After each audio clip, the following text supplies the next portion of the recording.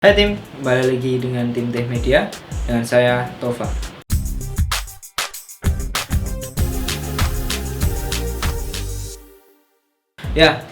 Kali ini kita akan membahas mengenai kamera Canon 1300D. Ini kameranya. Kamera Canon 1300D ini merupakan upgradean dari Canon 1200D. Kalau Canon 1200D itu rilis di tahun 2014, sedangkan kalau untuk Canon 1300D ini rilis di tahun 2016, selisih 2 tahun. Nah, untuk tahun 2021 apakah Canon 1300D ini masih worth it untuk dimiliki atau enggak? Mari kita lihat reviewnya. Untuk kamera Canon 1300D ini karena memang upgradean dari 1200D yang mengarah di pasar untuk pemula. Jadi memang dari segi harga kamera ini masih terjangkau untuk teman-teman sekalian. Mulai dari body Canon EOS 1300 ini dia masih tetap mempertahankan desain dari Canon EOS 1200D. Dimensi bodinya tidak terlalu besar dan juga bobotnya saat terpasang dengan lensa kit 1855 ini juga masih ringan dan ideal kalau seumpama kamera ini diajak berpergian. Secara keseluruhan bodinya terasa cukup kokoh dan nyaman saat dipegang seperti ini. Kemudian untuk di bagian belakangnya di sini ada LCD berukuran 3 inch dan memiliki layar yang terlihat cukup tajam. Yang jelas layarnya ini lebih baik daripada EOS yang 1200D. Kemudian untuk tombol-tombolnya ini juga terlihat cukup sederhana. Jadi memang kalau di Canon itu kan biasanya terbagi dari beberapa digit angka ya. Ada yang 3 digit angka yaitu 1300, 1200, 1100 itu masih dalam satu level pemula. Itu biasanya memang memiliki tombol yang rata seperti ini. Dan kenapa ditaruh juga kebanyakan di sini karena memang tujuan dari kamera ini memang mengarah ke pemula. Maka dari itu tombol-tombolnya ini ditaruh di sini semua dan ini akan lebih memudahkan teman-teman untuk mempelajari navigasi dari Canon 1300D ini. Sekali lagi, kamera Canon ini kan memang menyasar ke kelas yang pemula. Maka dari itu fitur-fitur pun juga kurang melimpah daripada jika dibandingkan dengan kamera-kamera seri atasnya.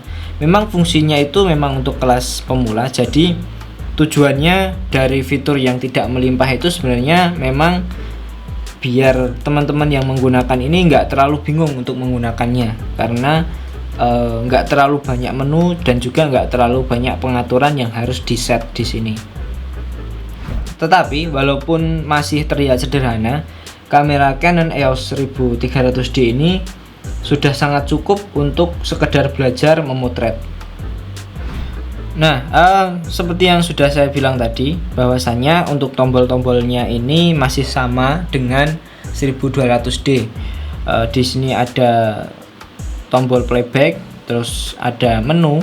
Di sini ada pengaturan untuk white balance-nya. Terus di sini ada AF-nya atau autofocus-nya, mau milih mode yang apa. Di sini shoot modenya, single shooting atau continuous shoot ataupun timer dan lain-lain, ini bisa menggunakan tombol ini. Kemudian di sini ada tombol ISO untuk mengatur kecerahan dari ISO-nya. Kemudian di bagian sini ada tombol display, ini untuk mengatur displaynya dari LCD ini apakah mau ditampilkan atau tidak. Kemudian ini ada tombol key. Ini kalau pengguna Canon harusnya sudah paham. Ini biasanya untuk memilih pengaturan yang bagian mana. Terus ini juga untuk AV-nya. Ini lebih ke pengaturan exposure-nya. Kemudian di sini ada tombol plus dan minus ini. Ini kalau ketika posisi seperti ini akan menjadi titik fokus, kita bisa memilih titik fokusnya. Tapi ketika ini sudah ada gambar, contohnya saya motret sekali, kemudian untuk tanda plus ini digunakan untuk ngezoom seperti ini. Kemudian untuk minus ini untuk zoom out, nah seperti itu. Kemudian di bagian sini ada tombol record untuk memilih atau untuk ini record video ya. Jadi ketika modenya ini mode video, ini bisa dipencet untuk merecord. Kemudian yang paling atas di sini ada on off seperti biasa, ada tombol flash seperti ini. Terus ada shutter count, pencetan shutter di sini. Terus di sini ada banyak mode. Dan untuk 1300D ini memiliki tambahan mode yaitu untuk food. Ini ada tandanya garpu sama pisau di sini. Oke, kemudian dari ini LCD-nya juga, kalau teman-teman sering menggunakan yang seri 700D atau 600D, seri-seri yang 3 digit.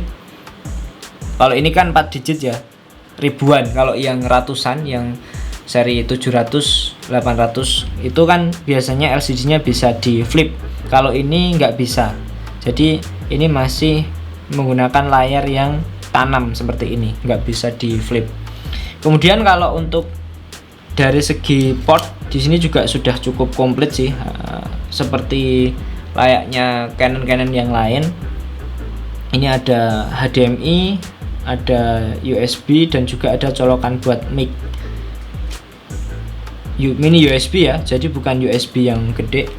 Terus di sini ada bagian untuk baterai dan juga memory card. Saya rasa cukup sih untuk yang bagian fisiknya. Kemudian untuk mode videonya, ini saya coba untuk mengarah ke mode video ya. Di sini kita lihat resolusi yang ada di sini. Ada 1080 30 fps, 1080 24. Kemudian kalau teman-teman mau mencoba sedikit slow-mo, bisa di 720-nya dengan menggunakan 60 fps. Nah, tentunya untuk 60 fps ini bisa digunakan dengan mode NTSC ya. Jadi bukan mode PAL.